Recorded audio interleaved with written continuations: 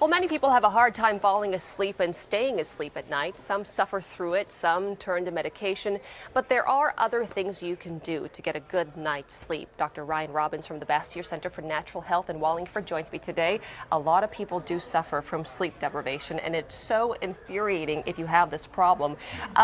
First of all, let's talk about the dangers if you don't get enough sleep.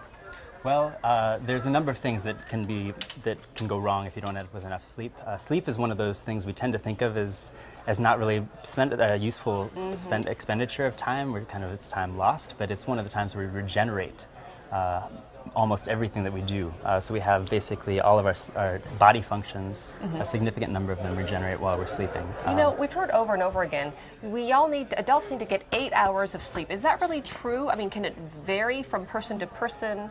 Varies somewhat. 8 hours is about the right range, anywhere from 6 to 8. You don't want to get excessively more than that, but so too much isn't good either. Too much isn't good either, but our problem in the United States is that we tend to have too little rather than too much. What are some of the natural ways to get a good night's sleep?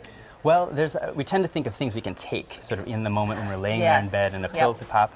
Those can be helpful, but I tend to want to direct people towards natural ways to prepare your body for sleep.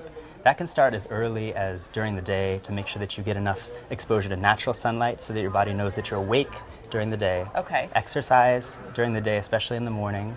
And then when it comes time to get ready for bed, to plan a specific bedtime that you know you're going to keep more or less every day. Okay. And then a couple hours before that, start turning down lights, turn off the TV about an hour before bed, put away your work, close laptops, cell phones, all that kind of stuff. Don't bring the laptop to the bedroom. Really, and apart from the stimulation that gives to your brain for the work and the excitement of that kind of thing, also that light is enough to suppress your body's natural ability to produce melatonin, which is what helps you fall asleep. Would you say that the natural methods are effective as sleeping pills?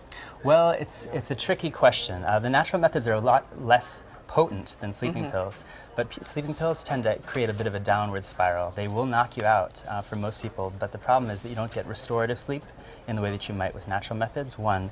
And two, oftentimes when people stop using sleeping pills, they find it harder than it was before to fall asleep naturally. Brian, do you find that you have clients, patients, who come to you and say, you know, they want to wean themselves off the sleeping pills and they work on the natural methods and find it to be successful?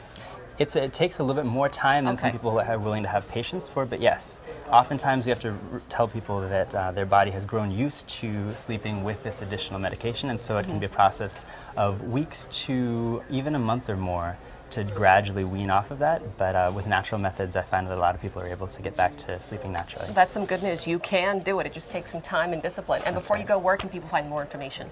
There's a number of sites online for natural sleep. You can also find bastyrcenter.org, which is one of the places where I practice. Dr. Robbins, thank you so much for stopping by. Very helpful information. For more information, go to our website. We have a link there for you too, KOMOnews.com, and click on KOMO 4 TV. Coming up next, the ugly side of hair extension.